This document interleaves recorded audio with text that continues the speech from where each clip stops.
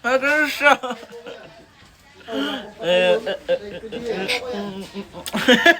Meron ba kayo natunog na candy? Inggit na naman kayo sa akin. Oh guys, ayan, bumili nga pala kami ni Aling Maliit ng Ojo Lollipop. Ibig sabihin natunog tong lollipop na to na Yes. nabili namin. Yes. Maingit na naman kayo sa amin. May free pa siyang Gummy Lucky Fish. Kaya buksan na natin. Tingnan natin kung natunog talaga siya.